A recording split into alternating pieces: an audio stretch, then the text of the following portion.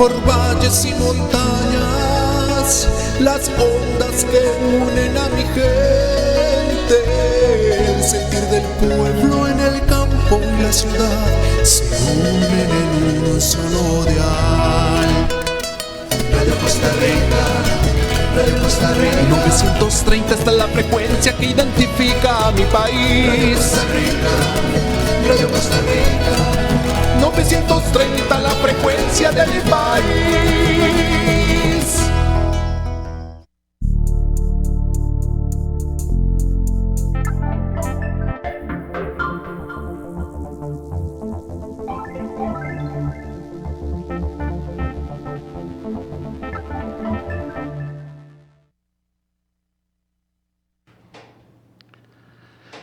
Bienvenidos a Convergencia Global con Otto Chinchilla. Hoy estamos nuevamente llegando a sus hogares, a sus instituciones y compartiendo sobre el conocimiento.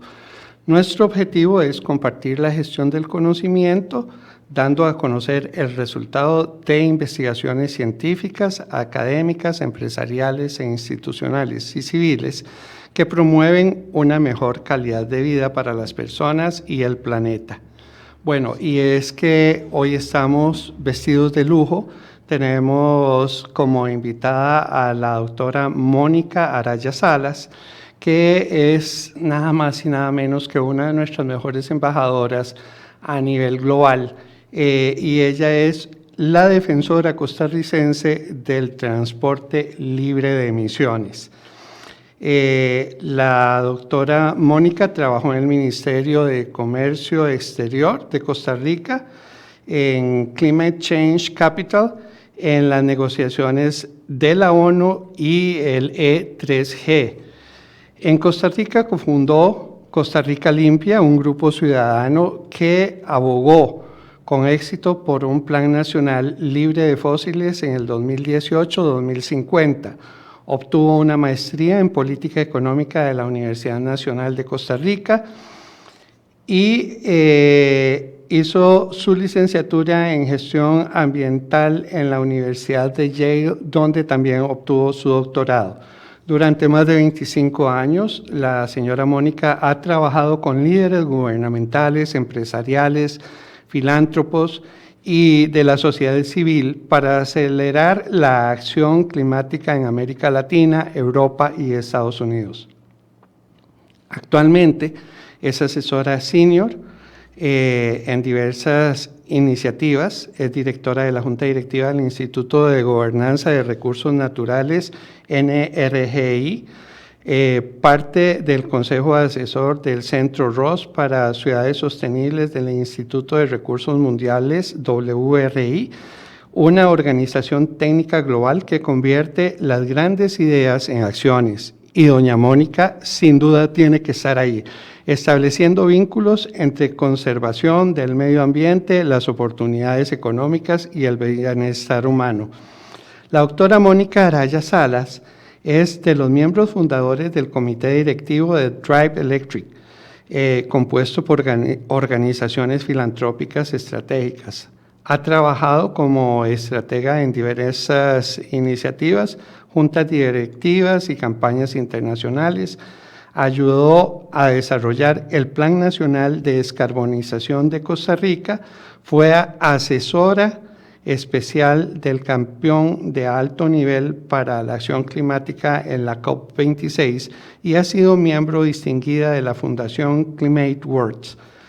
Recientemente, Mónica fue directora ejecutiva de los programas internacionales de la Fundación Europea del Clima, ECF, y miembro del equipo de gestión ejecutiva de la organización. En esa capacidad supervisó el trabajo y la concesión de subvenciones en materia de comercio, diplomacia, planes de descarbonización y política climática global. Por su trabajo en electrificación fue incluida en la lista BBC 100 Women. Sus charlas TED sobre soluciones climáticas tienen más de 5 millones de visitas.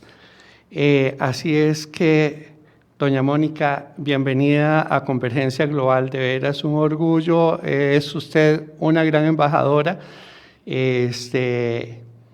y para nosotros de verdad un honor que participe con nosotros hoy. Costa Rica es un país que apostó por las energías limpias. ¿Eso la motivó a usted a promover una experiencia energética pura vida? Sí, definitivamente que para mí fue una gran sorpresa haber crecido en un país donde desde que uno se levanta hasta que uno se acuesta, vive con la electricidad limpia, ¿verdad? No necesariamente es algo en lo que uno piensa, ¿no? Cuando se seca el pelo, cuando uno eh, carga el teléfono, cuando uno usa la casa.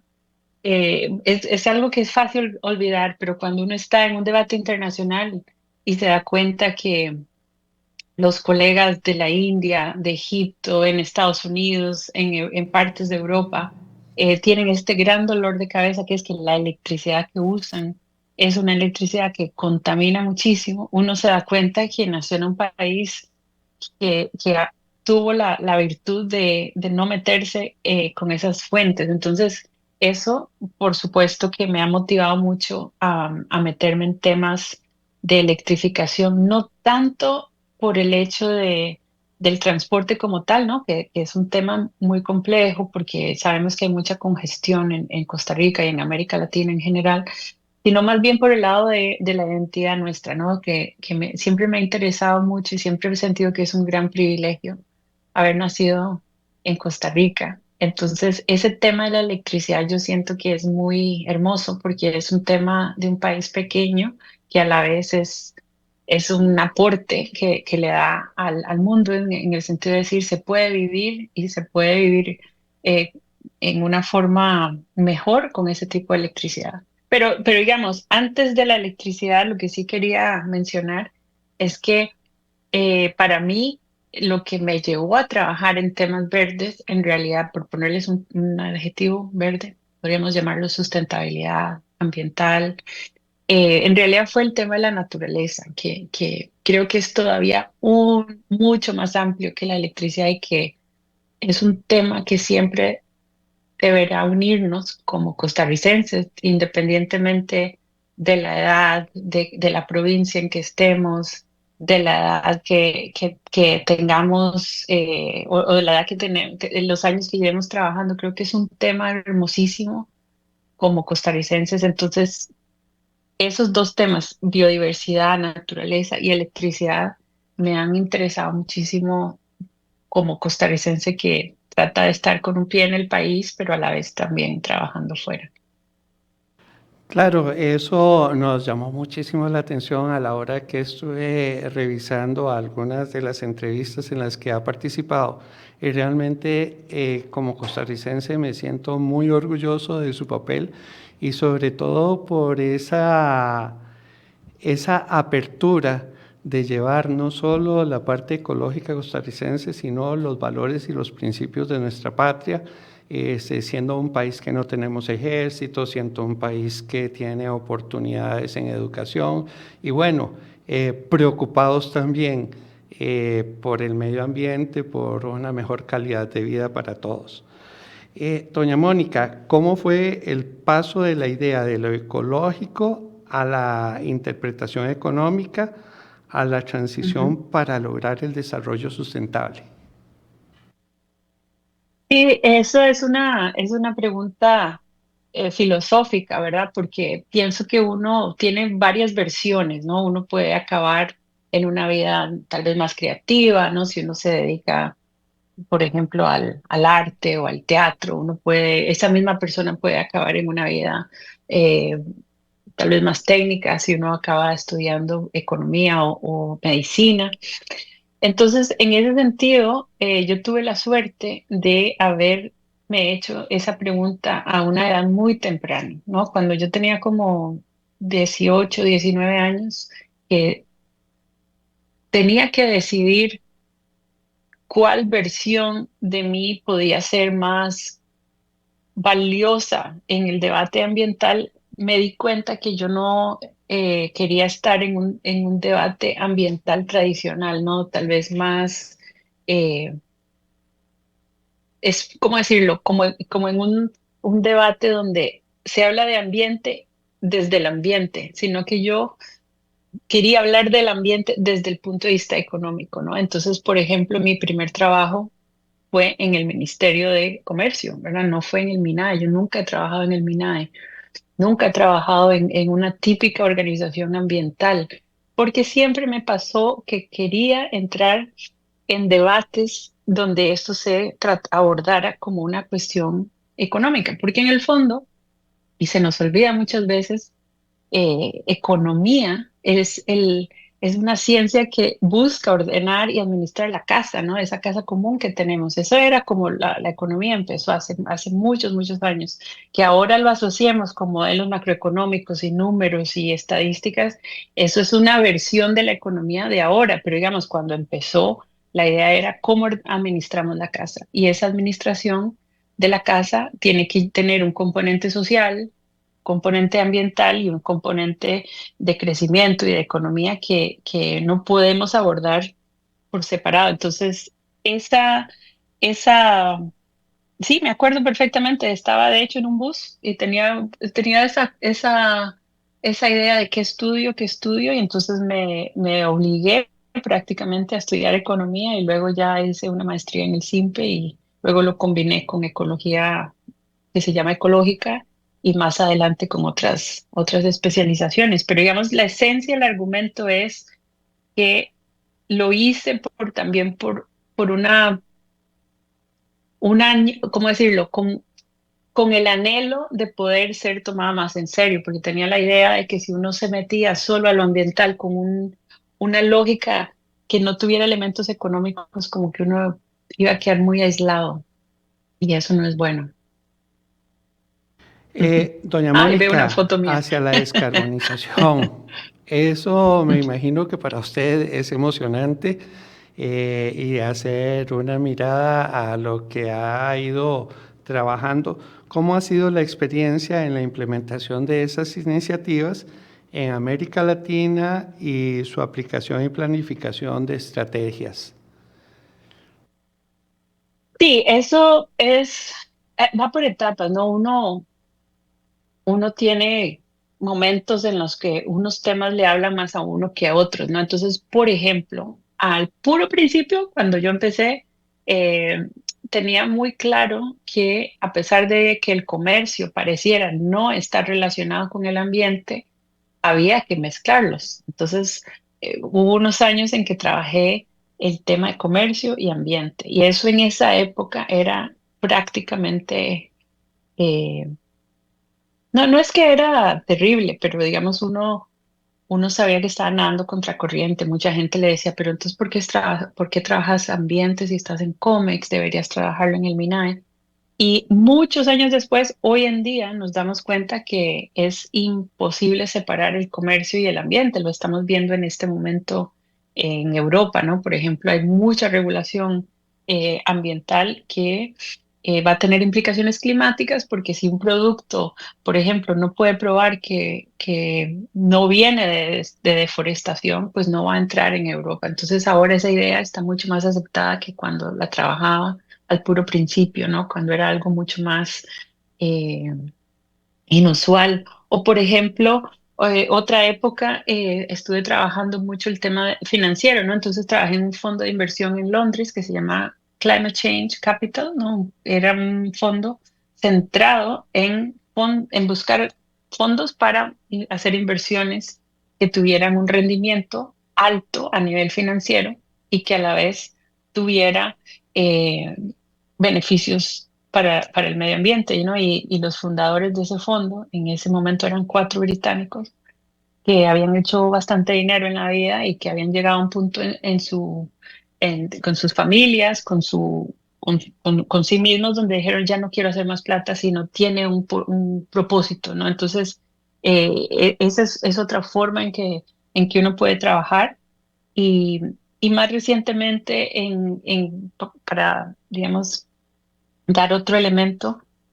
Más recientemente he estado trabajando con fundaciones climáticas que tal vez no hay muchas referencias en Costa Rica sobre qué es una fundación climática, pero en esencia es una organización que básicamente tiene dinero porque hay un filántropo o una filántropa que puso plata y que dice, esta plata la voy a poner, no sé, 100, 200, 300 millones o mucho más y quiero que buscar proyectos, ¿no? Entonces, de pronto descubrí que esa era una forma de hacer cosas pragmáticas, de combinar elementos de estrategia, de buscar proyectos buenos. Pero digamos, en esencia, si tuviera que decir qué es lo que a mí me ha motivado mucho a trabajar, es que sí me gusta ser muy pragmática y construir puentes, no ser una persona dogmática, rígida, que a veces eso daña un poco las causas ambientales, ¿no? Cuando se vuelven muy eh, el todo o nada. Creo que por venir de Costa Rica, que como decía antes es un privilegio, siempre he dicho que somos personas más razonables, ¿no? Tal vez por ser país pequeño, queremos que haya más camino común, ¿no? Entonces, sí, eso me gusta, ¿no? De estar en el mundo y ser la tica y decir, bueno, así es como podríamos ser más constructivos. Y yo sé que Costa Rica tiene muchos retos y que podremos también hablar de eso, pero el punto esencial es que si uno va, la gracia de ser ticos, creo, cuando uno sale del país de uno es ir a construir, ¿no? No es ir a dividir. Entonces, eso es un propósito de vida más allá de lo ambiental y lo económico. Creo que es una filosofía que me gusta eh, cultivar. Claro, me encanta esa manera de pensar y de sentir y de expresarlo y exponerlo.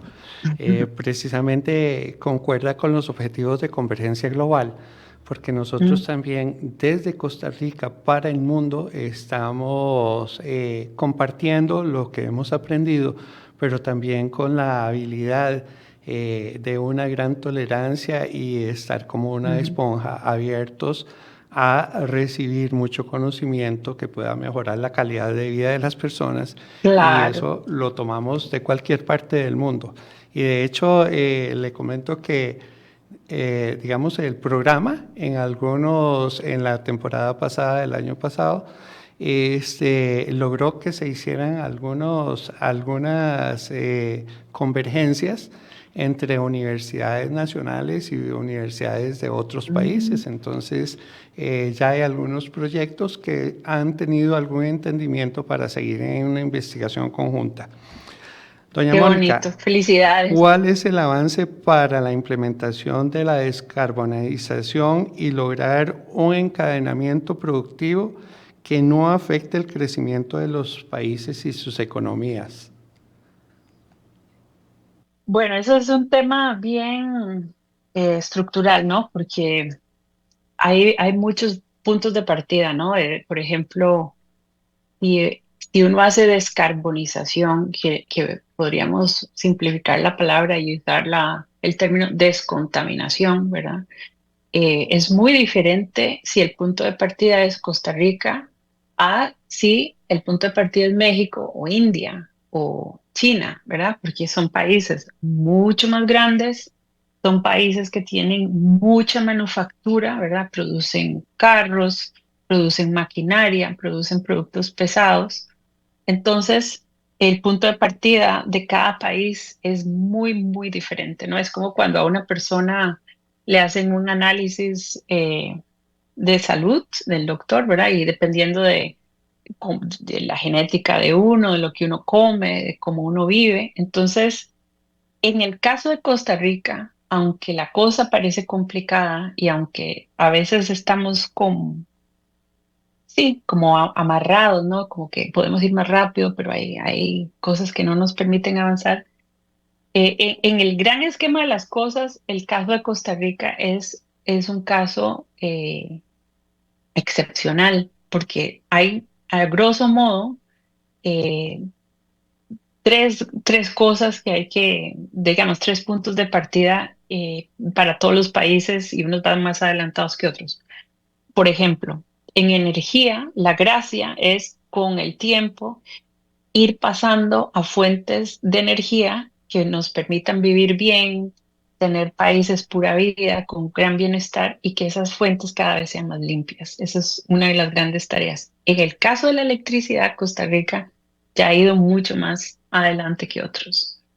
En el caso del transporte, todavía estamos usando mucho petróleo, y mucha gasolina y diésel. Pero digamos, el punto es que a nivel energético, la dirección está marcada y cada país va a diferente ritmo y Costa Rica en eso va mucho mejor que otros. A nivel de la naturaleza, por ejemplo, la gracia es proteger el bosque, ¿no? Entonces, que no cortemos lo que tenemos en la naturaleza, porque eso crea un problema de carbono para el mundo. Entonces, no cortar el bosque es bueno porque nos permite proteger el suelo, nos permite tener más agua, nos permite tener parques preciosos para que también lo usemos como turismo local y internacional. Y en ese sentido, Costa Rica también, comparado con Indonesia o con Brasil, logró ir frenando la deforestación. Entonces, desde un punto de vista climático, un plan para Costa Rica tiene camino recorrido. Y otro elemento muy, muy importante es el tema de la agricultura, ¿verdad? La agricultura es súper importante para nosotros, ¿no? Para nuestra dieta, para los productores nacionales, para exportar. Entonces tenemos que tener un sector agrícola en buena forma y en ese sentido Costa Rica ha hecho cosas interesantísimas en agricultura. O sea, es como de ponernos la medalla. El único país que pudo cumplir con las regulaciones europeas en el sentido de poder, últimamente, ¿verdad? Estas regulaciones para poder colocar productos en Europa, donde el producto dice, yo no vengo de la deforestación, el primer país que lo logró fue Costa Rica y fue el café, ¿verdad? Ese café se vendió en Italia y entonces en Italia lo compran y ahí también ellos se ponen la medalla y dicen, nosotros italianos compramos café que viene del trópico, pero no lo destruye el trópico. Entonces, puestas así las cosas, Costa Rica sí ha estado muy bien posicionado para el tema de la descarbonización. Sin embargo, a mi juicio, eso ya es una observación muy personal, a mí me parece que donde han habido errores es en la forma de comunicar esto a la persona que tiene también que lidiar con la inflación, que tiene que lidiar con chiquitos que tienen que ir a la escuela o tienen problemas de aprendizaje o que las cosas están un poco complicadas porque hay desempleo. Entonces, donde ha habido como decir, un abismo quizás, es que a la persona que tal vez nos escucha, que está preocupada por otras cosas, la palabra descarbonización no le llega y yo he dejado de usarla hace mucho tiempo porque a mí lo que me interesa, y usted lo dijo muy bien, es el tema de la calidad de vida, ¿no? Yo no me metí en estos temas para, para hacer teoría elegante o para usar palabras complicadas, sino al revés, es ¿qué es lo que la gente la hace feliz? Y yo una vez le preguntaba a una persona muy sencilla y yo le dije, cuando usted oye descarbonización o carbono neutral, ¿qué es lo que a usted se le viene a la cabeza? Cuénteme. Y ella, en su sencillez, que no tiene por qué ser un problema, ¿no? Una persona sencilla puede ser una persona súper hermosa, una persona con mucha riqueza interna, ¿verdad? Esta persona me decía, yo no sé cómo expresarlo, me dice, pero a mí, me dice, para mí todo eso es como tener, dice, un día precioso con cielo azul. Me hacía así las manos y decía, donde yo pueda llevar a mis chiquitos a un lugar lindo en Costa Rica.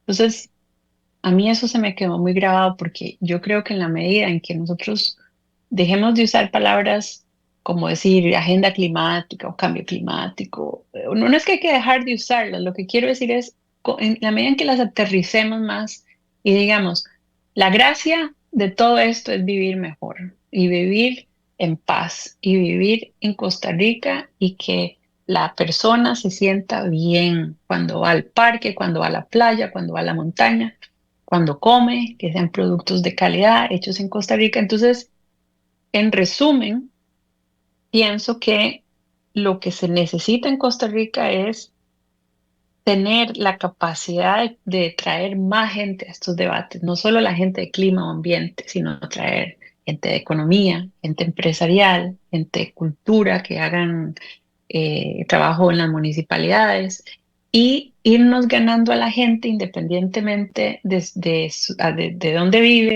de cómo vive y decir, bueno, pues no nos vamos a tener que poner de acuerdo en todo, pero pongámonos de acuerdo en que para vivir bien en Costa Rica se necesita crear empleos y que se necesita una economía que exporte, que atraiga inversión, que en eso no estamos tan mal, y que sea una economía que respete los recursos naturales y respete la transición a fuentes energéticas más limpias y más nuestras, ¿verdad? La gracia de electrificar no, para mí no es el carro eléctrico como tal, o el bus eléctrico, o el taxi eléctrico. Para mí la gracia es bajar la factura petrolera y dejar de comprar tanto petróleo y dejar de enviar tantas divisas y que eso se quede aquí, quiero decir, en que se quede en la cuenta de Costa Rica y fortalecernos económicamente. Mónica, hay algo importantísimo que usted acaba de mencionar y eso tiene que ver muchísimo con poder emular el ejemplo, digamos, de los costarricenses de generaciones anteriores. Y como decía Pablo Freire, nosotros en comunidad vamos a aprender a mejorar la situación personal y la calidad de vida desde una educación que sea parte del ejemplo. Y en ese sentido, ¿qué se ha hecho en educación que usted conozca en Ujú, Costa Rica y en otras partes del mundo para llevar hacia esta tendencia de una mejora, un mejor cuidado del planeta para una mejor calidad de vida? Porque digamos, en muchas ocasiones estamos pensando que la educación hoy tiene que ser totalmente tecnologizada y eso está ujú, bien, pero no podemos olvidar también la parte ambiental, el medio en el que vivimos y en el que nos ujú, desarrollamos, porque de hecho, si vemos actualmente los grandes servidores que mantienen gigantescos cúmulos de información a nivel global, lo que necesitan para hacer nube es precisamente energía, para poder ujú, canalizar ese trasiego de datos, pero también para poder enfriar los equipos y entonces cada día tenemos una demanda más alta de energía. Entonces, ¿cómo combinar la parte de ese snobismo tecnológico ujú, con la ujú, realidad, digamos, del mantenimiento y el cuidado del planeta? ujú. Bueno, esa es una pregunta muy, muy importante porque si si nosotros no mejoramos y no invertimos en ese debate sobre qué tipo de educación requiere Costa Rica para poder tener éxito en los próximos años, ¿verdad? Si nosotros no tenemos esa conversación, vamos a perder gente joven que no siente que el sistema educativo le deja algo, ¿no? Entonces, es una preocupación muy, muy existencial para el país y yo creo que independientemente de lo que uno haga, ¿verdad? Si uno trabaja sea el sector que sea, puede ser, no sé, medicina, ingeniería, a todas las personas nosotros necesitamos meternos en este tema. Entonces eso es un primer punto de reconocimiento de que la parte educativa es vital. Número dos, yo lo que veo es que hay cosas que están mejorando mucho, por ejemplo, en cada carrera, ya sea una carrera de arquitectura, una carrera de economía o de derecho, uno puede meter en estas carreras muchísimos elementos de sustentabilidad. Por ejemplo, cada vez construimos más en la ciudad, ¿no? Uno ve, yo de hecho, en Costa Rica, cuando estamos allá, yo vivo en una torre que está cerca de la sabana. Entonces, todas esas torres que se están haciendo, pues tienen que cada vez más integrar elementos de sustentabilidad para que se use mejor la electricidad, para que no usen tanta agua, para que los materiales sean los mejores posibles, no dañen la calidad de las personas. Y eso no puede quedar a criterio solo de esa persona que hizo ese edificio, si le, ¿verdad? Eso también va a requerir un esfuerzo desde el sector de construcción y desde el sector de la arquitectura, y eso empieza desde la universidad, en los cursos que le están dando a esas personas. Entonces, así para cada carrera, ¿verdad? Derecho, personas en ingeniería, personas que estén trabajando en agricultura. Y yo he visto cambios muy positivos en mi caso. Por ejemplo, cuando yo empecé a estudiar economía, a mí me hacían, bueno, ahora uno lo llama bullying, ¿verdad? Antes lo llamaba más como choteo. Pero yo me acuerdo perfectamente cuando yo estudiaba economía que a mí me decían, estás en la carrera equivocada, ¿por qué te metiste a estudiar economía si a vos lo que te interesa es el ambiente? Tenés que cambiarte de carrera. Y los profesores incluso, yo me acuerdo verlos mover los ojos de exasperación con mis preguntas ambientales que ellos decían que no tenían nada que ver con economía.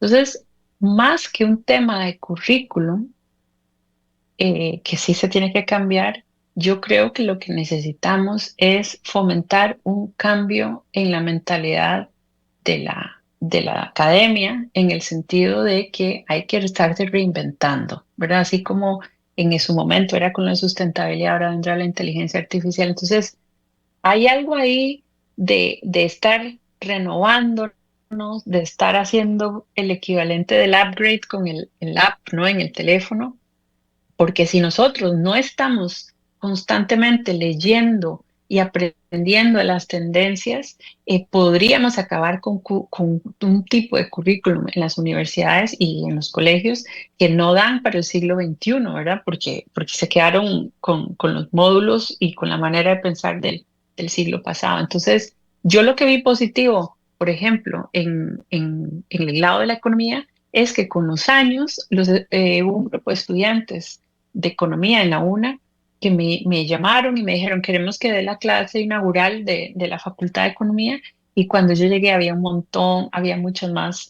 Yo, por ejemplo, nunca tuve una profesora de economía, todos fueron profesores. Y la decana era una señora, había unas mujeres, unas chicas súper jóvenes que me decían, yo quiero trabajar en economía verde, quiero trabajar en el Banco Central. Entonces vi cómo sí es posible ir adaptando el modelo educativo, y aunque va un poco lento, muchas veces viene de los mismos estudiantes que piden, ¿verdad?, cursos más actualizados, y a mí me parece que eso es importantísimo.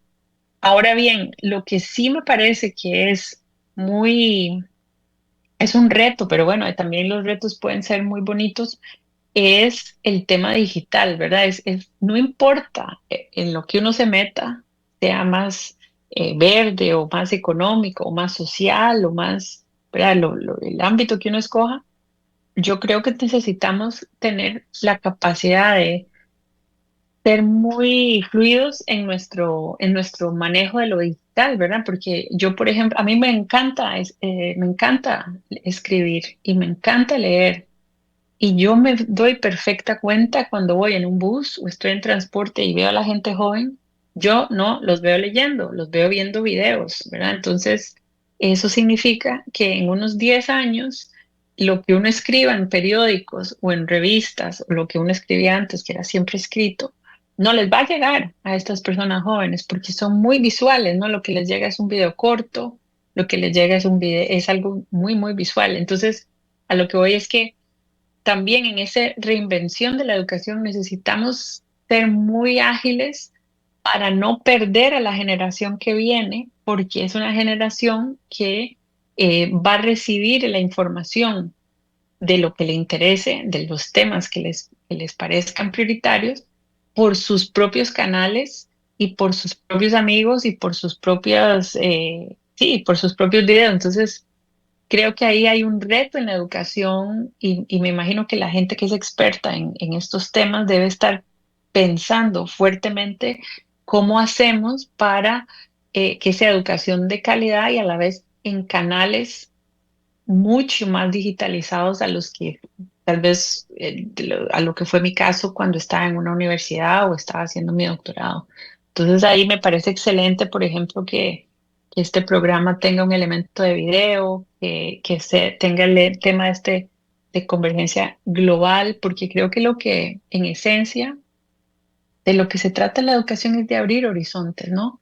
Y uno después de leer algo, o de ver un video, de escuchar a alguien, uno después salga pensando, ah, mira, qué interesante, yo nunca había pensado tal cosa. Y uno se le abre una ventana y se le abren los horizontes. Y este programa en sí, este ejercicio que usted viene haciendo, don Otto, es un valiosísimo aporte educativo a las personas que nos escuchan. Eso espero. En realidad, doña Mónica, esa es parte del objetivo. Cuando uno ha trabajado en educación y ve los cambios tan vertiginosos que se están dando, pues coincido plenamente con lo que usted dice. Ahora, hay una cosa que es muy preocupante en el tema de digitalización. Estamos hechos a las partes más sensibles del uso de la pantalla y todo eso, pero digamos, en este mismo programa hemos tenido especialistas como a don Daniel Beltrán Amado, en el que hemos hablado sobre la gestión del conocimiento, o sea, para que podamos tener un pensamiento crítico de hacia dónde nos movemos, cómo lo hacemos, se tiene que haber un fundamento, tiene que haber un reconocimiento cultural, histórico de cómo ha sido el avance.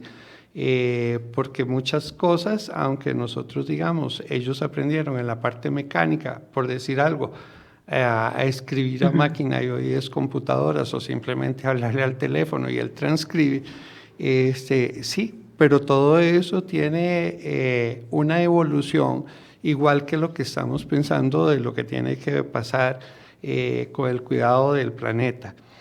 Hay algo muy importante, Ujú, doctor ujú. Araya, y es que el 30 de diciembre del año pasado se publicó un artículo suyo y salía en Fakir, en el que afirman que la crisis climática es también de inflación. ¿Cuáles son los acontecimientos, evidencias y hallazgos que sustentan esa afirmación?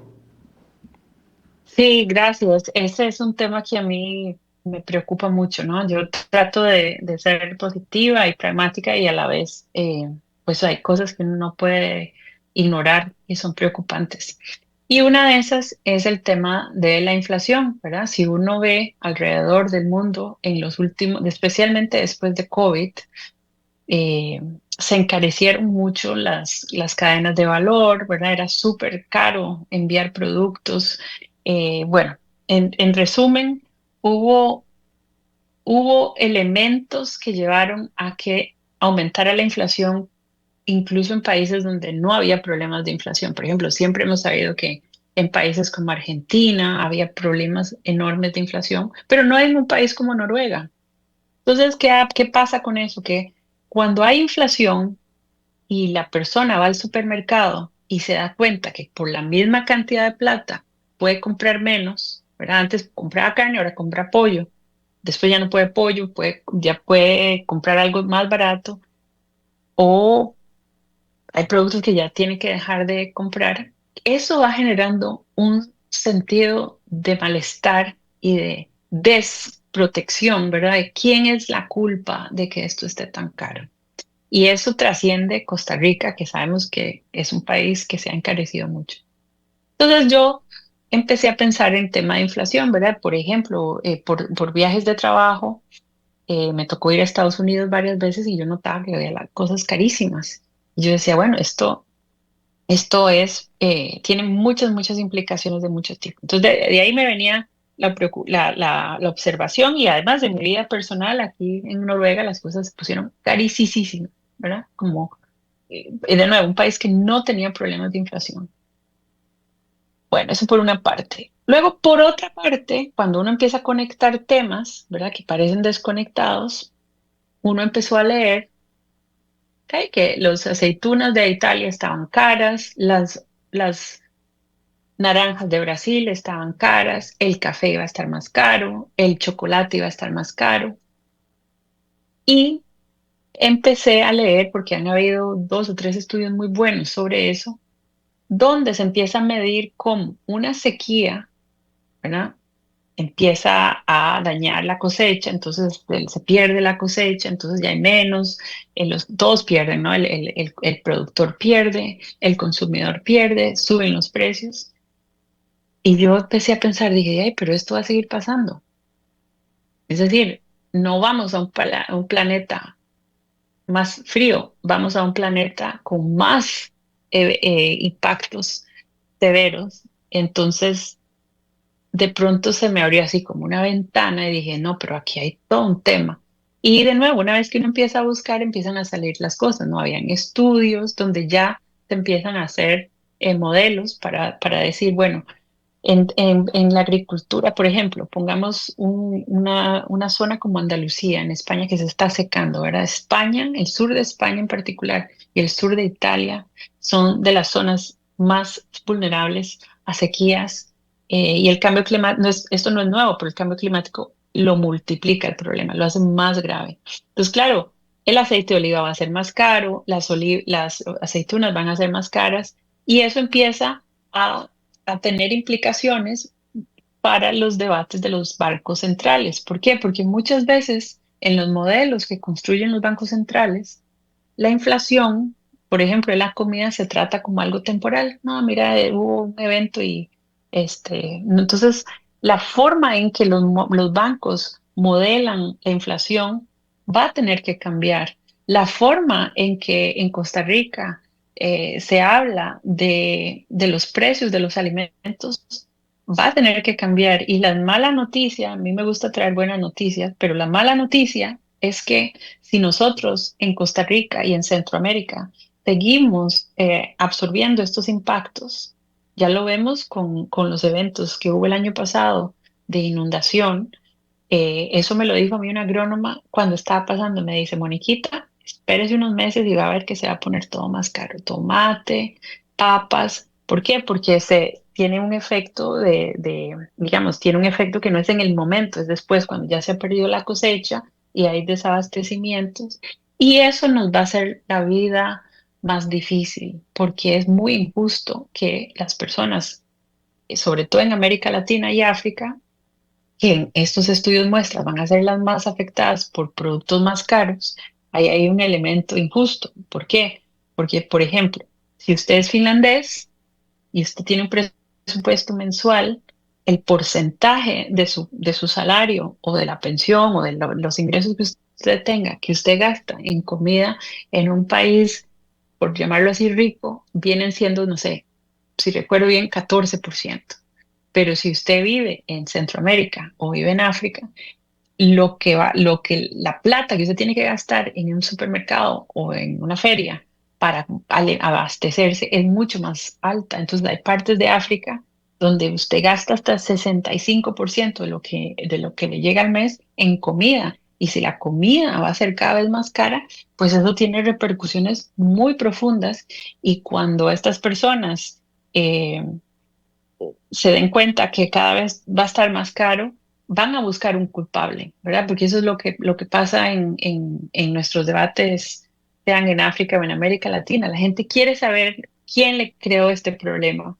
Y en este caso, la explicación va a ser complicada porque no se le puede atribuir a una persona o a un partido o a un príncipe, perdón, a un alcalde o a este congreso o a aquel ministerio, sino que es un producto de este fenómeno que tenemos, y es que con el cambio climático vamos a tener más impactos. Y otro elemento que no se aborda en ese artículo, pero que sí me tocó poder abordarlo en una conversación que hubo en el BID muy interesante hace unos meses con los economistas del BID, es el tema de los seguros.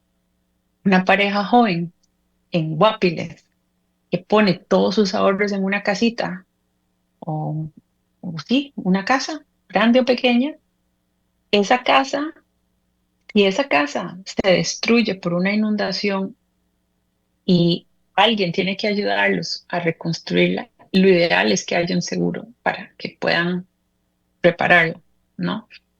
Y en un mundo que se calienta, un mundo donde va a haber eventos climáticos más extremos, eventualmente las aseguradoras van a poner un límite en lo que van a asegurar y van a decir, bueno, yo ya hasta aquí, ¿no? Y eso se está viendo en California con los incendios, ¿verdad? Casas que les dijeron, esto ya no, esto no es asegurable. Y en Florida, ¿verdad? Que es una zona sumamente vulnerable a las inundaciones. O sea, cuando hay inundaciones los carros flotan y hay propiedades en las playas que no son asegurables. Entonces, por eso estos temas tienen una dimensión económica que necesitamos llevar al debate eh, de los bancos centrales, los debates de los seguros, los debates de las facultades de economía para evitar lo que me decían a mí hace 20 y pico de años, que era, no, estás en la carrera equivocada, al revés. Yo el día que estaba en el BID le decía a los chicos, sobre todo los más jóvenes, economistas, estaban ahí sentados, yo les decía, ustedes tienen que meterse en el tema de inflación y cambio climático.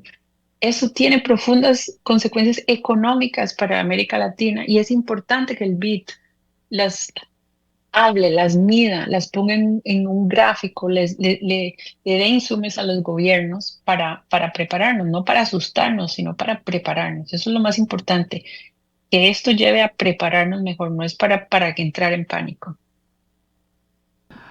Muy bien, doña Mónica, me parece muy esclarecedora su exposición y sí, realmente muchas veces esos encadenamientos productivos son alterados gravemente por situaciones como que se cae un puente, que los productos no se pueden llevar, o simple y sencillamente ahora, por poner un ejemplo, las papas están carísimas, pero las lluvias han tenido consecuencias en que la producción bajó, entonces hay que importar y también importar también tiene su costo.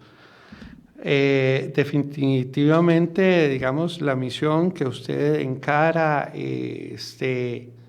haciéndonos reflexionar sobre estos temas en los que todas las personas estamos involucradas para alcanzar una mejor calidad de vida, es de actuar hoy, es de mucha acción hoy y de parte de todos.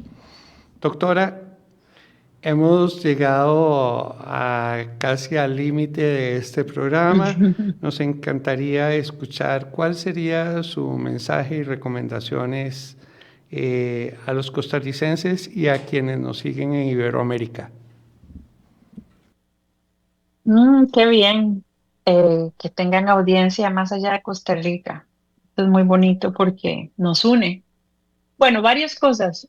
Número uno, para la audiencia tica, primero que todo, yo pienso que es muy importante tener la capacidad de reflexionar sobre algo que a veces se nos olvida en Costa Rica cuando uno ve, digamos, las noticias, y es el hecho de que nosotros somos un país que no le causamos problemas a nadie.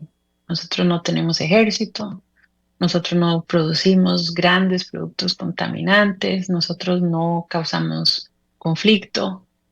Entonces, tenemos que tener la capacidad de alimentar en nuestro debate nacional ideas en proposición, o sea, ideas positivas, no solo hablar de lo que no está bien, lo que no nos gusta, sino decir, en esto yo me comprometo y no, yo no voy a decir qué debe ser. De ahí, si alguien le dice a mí lo mío es los ríos, yo lo que quiero es trabajar en ríos, yo mi contribución es ponerme las pilas con los ríos, perfecto. Otra persona dirá, yo lo mío es ir a la feria los sábados y apoyar a los productores nacionales. Entonces, creo que es muy importante con las noticias negativas que nos llegan, que es muy importante de uno recupera la esperanza apoyando a otras personas. Uno no la recupera solo uno viéndose uno. Uno tiene que regenerarse, llenarse de más capacidad de ver hacia adelante construyendo con otras personas. Y yo creo que hay que encontrar ese proyecto, ya sea personal o familiar o con la comunidad o en el barrio. Entonces, eso carga las pilas. Y en el fondo es también una obligación que tenemos porque el país nos ha dado mucho, ¿verdad? Tenemos mucha suerte de haber nacido en Costa Rica. Ahora bien, nosotros somos parte de otra comunidad que es Centroamérica, a veces se nos olvida, ¿verdad? Y la región es una región que tiene que encontrar la vía de integrarse más, ¿verdad? Entonces yo pienso que hay algo ahí, no sé si será una curiosidad cultural o a través de programas de radio o a través de universidades, pero creo que necesitamos reconectarnos más. A mí, por ejemplo, me parece que la región, ¿verdad? Cuando uno la ve desde el punto de vista de un mapa, hay que encontrar algo y creo que el tema de corredores biológicos, lo que sea, algo que nos permita no estar pensando solo Costa Rica y olvidarnos de Centroamérica. Bien que mal, son nuestros hermanos, ¿no? Los que tenemos, ya sea Panamá, Nicaragua, con todos los problemas, pero eso a mí me parece que nos fortalece. Y luego, para cerrar, bueno, y obviamente con Latinoamérica, aunque a veces es más difícil, no sé, conectarnos con Chile o conectarnos con Argentina, porque están muy lejos. Pero bueno, el espíritu va por el hecho de que la región en sí necesita tener lazos más fuertes que a veces se pierden. Y finalmente, a mí me parece que un tema donde nosotros necesitamos y es tal vez más de vuelta en Costa Rica.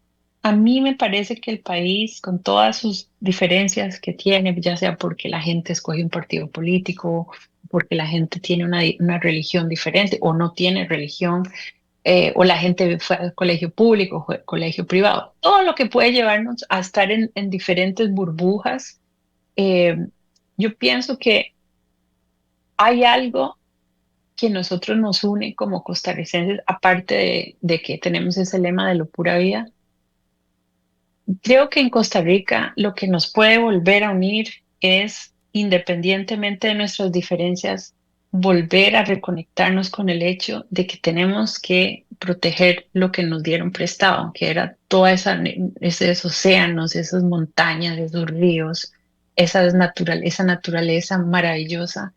Y yo creo que en la medida en que terminemos el programa y las personas que nos escuchan digan, ¿qué es la parte del país que yo más amo, no? Que es la costa, la montaña, Monteverde, lo que sea, y volver a sentir que más allá de la presa, más allá de los problemas económicos, estamos en el planeta por tan poco tiempo que tenemos que volver a reconectarnos con la naturaleza. Creo que eso va a ayudar a que nosotros no estemos tan ahogados en nuestro querido país con nuestros problemas cotidianos y que tengamos la capacidad de ver que hay mucha belleza todavía en el país. Gente muy linda y gente que vive en un país que todavía tiene mucho, mucho por proteger. Y eso me parece que es una de las cosas más importantes que me gustaría recalcar. Muchas gracias. Doña Mónica, muchísimas gracias. Realmente su mensaje es extraordinario. Muchas veces nosotros no valoramos en su debida forma todo lo que tenemos y de lo que podemos disfrutar. Bueno, ha sido una enseñanza extraordinaria hoy con todo este tema de el cuidado del planeta y una mejor calidad de vida. Doña Mónica, de verdad muchísimas gracias. Convergencia Gracias. Global es el espacio para compartir la gestión del conocimiento y las buenas prácticas para una mejor calidad de vida. Los espera la próxima semana. Que estén muy bien y bienvenidos siempre a Convergencia Global. Les recordamos que pueden seguirnos también por redes sociales o en nuestro canal de YouTube. Que estén muy bien.